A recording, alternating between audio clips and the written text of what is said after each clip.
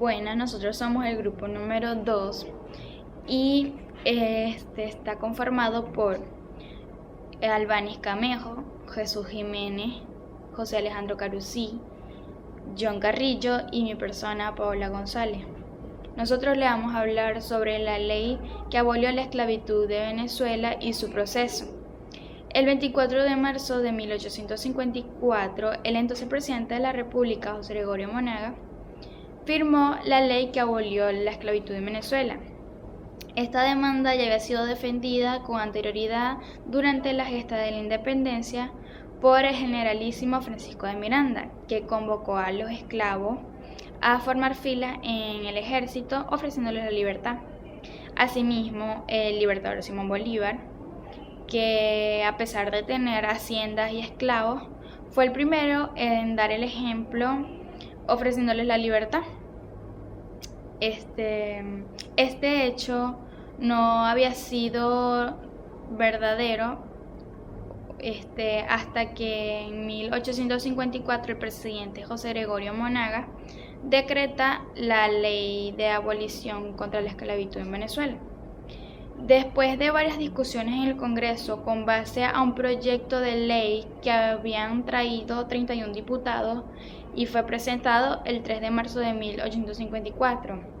Esto fue aprobado en el 24 de marzo de 1854, que fue cuando el presidente José Gregorio Monaga firma la ley de abolición, y pasa a hacer la historia como el presidente que dio por definitiva la abolición de la esclavitud en Venezuela. Gracias. Muy buenos días tengan todos, mi nombre es Albanis Camejo y estoy cursando la carrera de Derecho en la Universidad de Yacambú. En esta oportunidad mi punto a exponer será sobre la ley de abolición de la esclavitud, hablarles un poco de esta ley y de su contenido y con qué fines se fue establecida esta ley. Ahora bien, la ley se estableció para que quedara abolida la esclavitud para siempre en Venezuela. ¿Qué quiero decir con esto?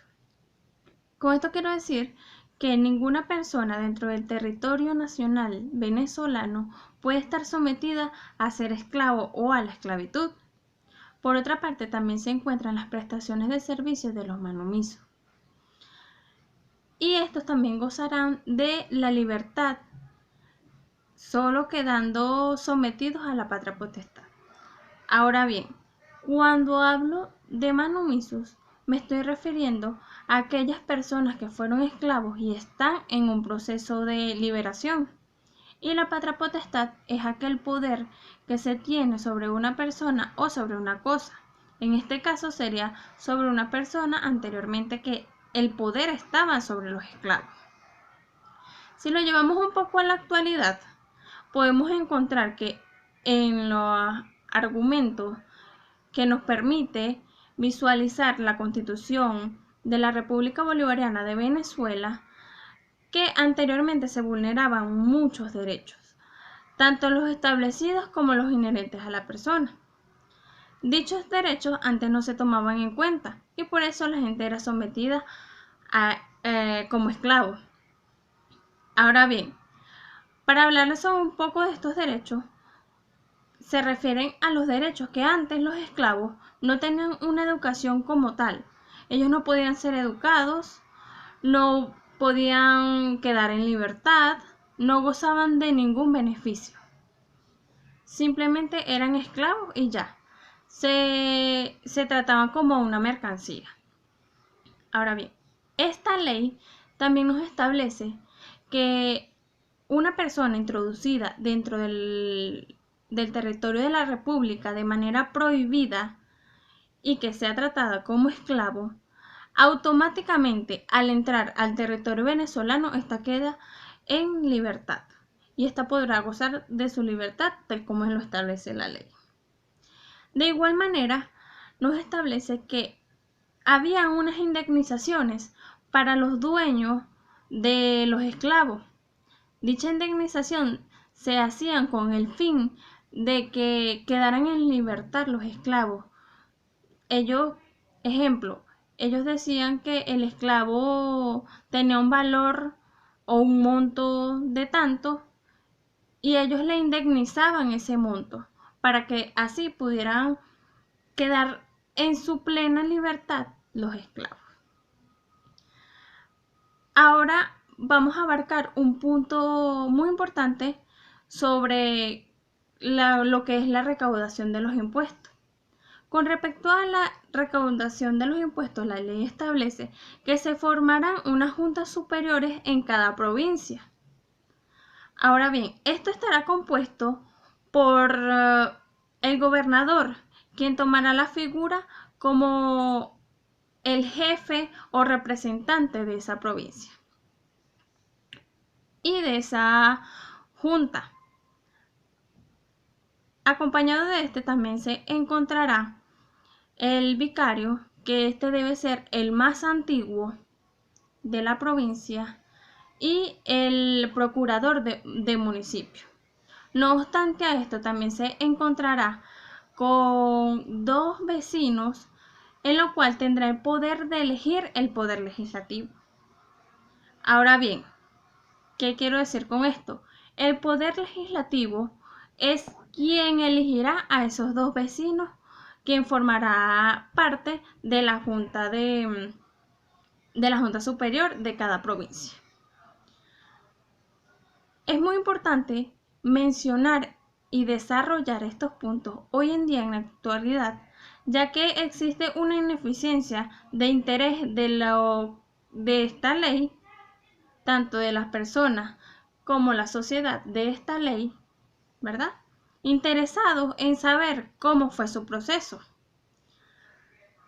Hoy en día no se toma mucho en cuenta por eso, porque ya el tiempo de esclavitud o la época de esclavitud pasó, pero de igual manera es muy importante tener consciente la antigüedad en la actualidad.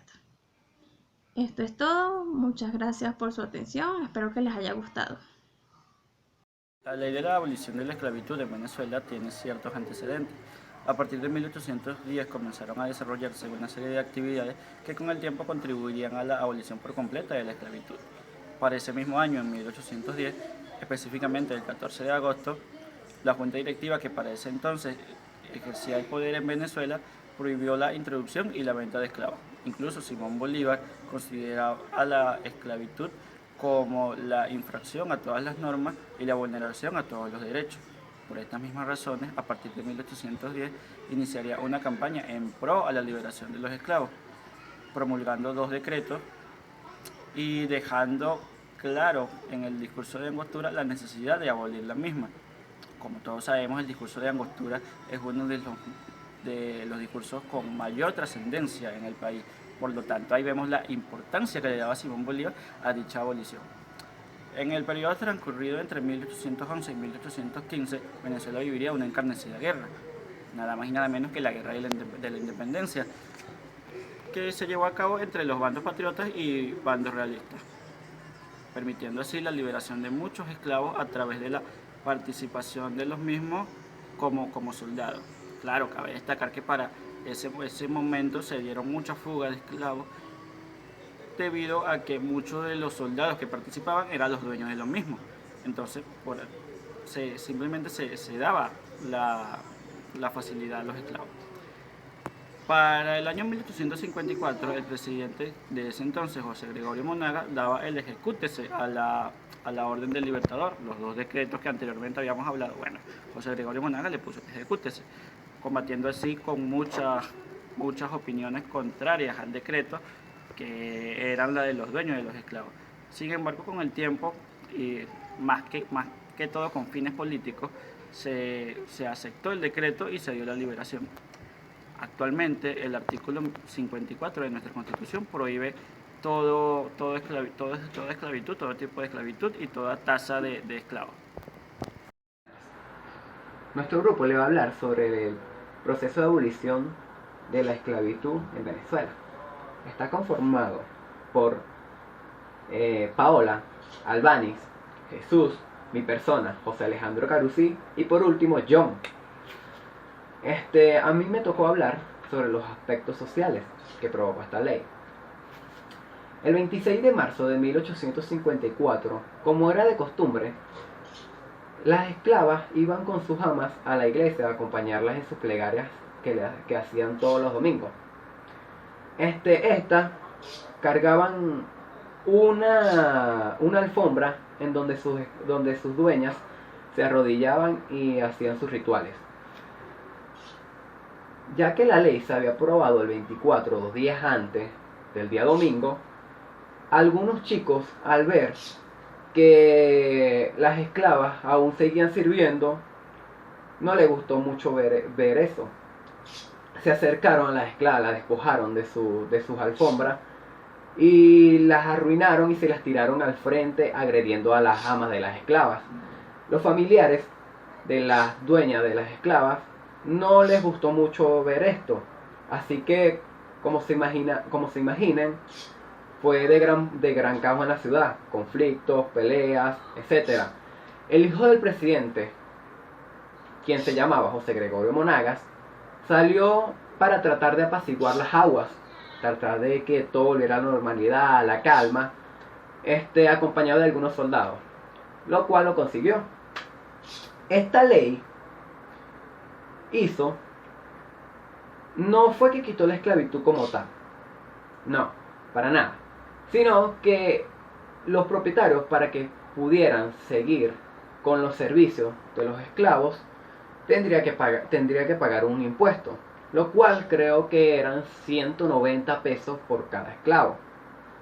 Esto aumentaría en 1856 a 5 a un poco más. Esta ley no fue hecha por la lucha de los esclavos, o tal vez sí, tuvo parte, pero más que todo fue hecha por el Partido Político Liberal, ya que esta le permitió agarrar gran popularidad en el sector político, ya que en ese tiempo luchaban contra el partido de la oligarquía, quien eran esclavistas, y como estos apoyaban a la libertad de los esclavos, pudieron ganar ante la oligarquía.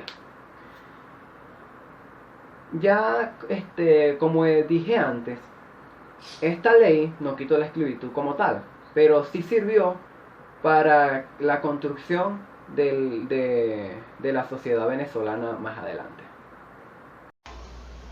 Continuando con estos grandes aspectos, durante esta transición nos encontramos con los aspectos financieros, ya que con esta ley se trataba de reorganizar la estructura de la fuerza laboral venezolana, liquidando los últimos vestigios de esclavismo y consolidando una clase trabajadora semiservir ligada a la tierra. Además, su liquidación incluía la indemnización para los dueños de esclavos, pues se debía procurar equilibrar el principio de libertad con el de propiedad. Esto generó la deuda llamado la deuda de abolición de la esclavitud, para la cual se conformó un grupo de presión conocido como la Junta de Tenedores de Vale de Abolición, cuyos miembros estaban conformados por los dueños de estos esclavos, los cuales reclamaban esta deuda y manifestaban su inconformidad porque para el año de 1855 no se habían fijado intereses sobre dichos vales que iban sido otorgados por el mismo gobierno debido a esta ley, situación que fue corregida con la aprobación de la ley del 13 de mayo de 1856. No obstante, pese a los reclamos de los tenedores de vale de abolición para la pronta cancelación de esta deuda, la misma, una vez finalizada la Guerra Federal, fue clasificada de deuda activa y diferida a deuda nacional consolidada, mediante la ley del 6 de junio de 1865. Esta modalidad presentaba ventajas para la hacienda pública nacional, ya que su cancelación procedía a largo plazo. Además, uniformaba las distintas condiciones que regían en asuntos de deuda pública, en especial en cuanto a estructura de tasas de interés. Otro de estos aspectos son los aspectos administrativos, ya que desde el inicio de la Gran Colombia se pensaba que la esclavitud quedaba realmente condenada a la desaparición progresiva, segura y cercana. Varios factores tenían que influir en ello. Uno de ellos era la eliminación legal de la posibilidad de importar esclavos. Otro era la manumisión de quienes nacieron a partir de 1821, la libertad de los que contribuyen con su acción a la gesta de independencia formando parte de los ejércitos y sobre todo, el nacimiento libre de todo hijo de esclavo. Esta sola disposición del nacimiento libre condenaba a la institución a su gradual extinción, aunque en un tiempo lo más lejano posible según los intereses de los propietarios, claro está. En efecto, los hijos de los esclavos en realidad solo pasarían a ser libres una vez cumplidos los 18 años de edad. Mientras tanto, estaban en la obligación de servir a sus amos como contraprestación a los beneficios que recibían mientras cumplían esa edad reglamentaria. Los propietarios, entre tanto, podían intentar otros mecanismos de obtención de mano de obra para la agricultura. Se decretó también que además un fondo de manumisión a partir de ciertos impuestos fijados sobre las herencias y se ordenó para colectar los fondos y para implementar la disposición legal que construyeran en las cabezas de cantón juntos de manumisión integradas por el primer juez del lugar, el vicario o el cura, unos vecinos y un tesorero encargado de los fondos, pero sin ninguna mención, autoridad o facultad para recolectarlos. El sistema resultó totalmente ineficaz y las juntas no funcionaron y el desinterés administrativo fue absoluto. Esto fue todo de parte de nuestro grupo 2 Beta. Gracias por escucharnos.